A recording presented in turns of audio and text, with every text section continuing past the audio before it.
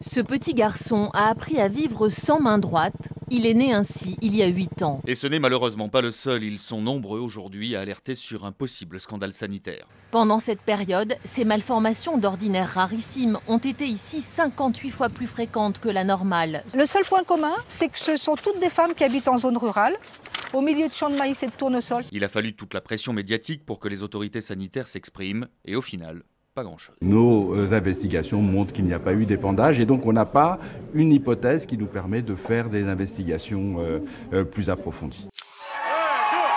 48 heures après sa victoire, François Legault convoque ses 74 députés en Montérégie, là où il a pratiquement raflé toutes les circonscriptions. Et oui, le premier ministre du Québec, fraîchement désigné, réunit ses troupes. On va pas s'énerver à tirer dans toutes les directions, on va faire ça dans l'ordre. Et l'ordre, c'est d'abord une question de laïcité. Les employés en autorité, comme les juges, les policiers ou les enseignants, n'auraient plus le droit de porter des symboles religieux visibles. Nous, on est convaincus que notre projet de loi va respecter la Constitution canadienne.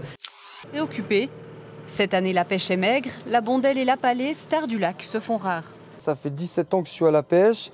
J'ai des collègues, ça fait 30 ans. Ils n'ont jamais connu une chose pareille. Et c'est bien ce qui inquiète pêcheurs et scientifiques. La chute est tout simplement spectaculaire. Moins 40% en 2017, encore un tiers de moins en 2018 selon les prévisions. Et chacun pointe du doigt son responsable, ou presque. Les pêcheurs dénoncent le cormoran, les fortes chaleurs de l'été et questionnent la qualité de l'eau. Tous ces facteurs qu'on a cités sont susceptibles d'influencer cette baisse des captures, mais on n'est pas capable aujourd'hui de désigner réellement quel est le coupable.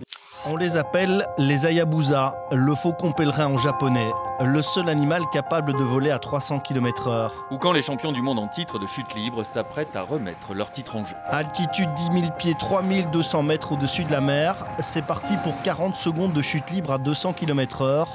Leur spécialité, le vol relatif à 4, l'enchaînement de combinaisons de figures, répétées des milliers de fois.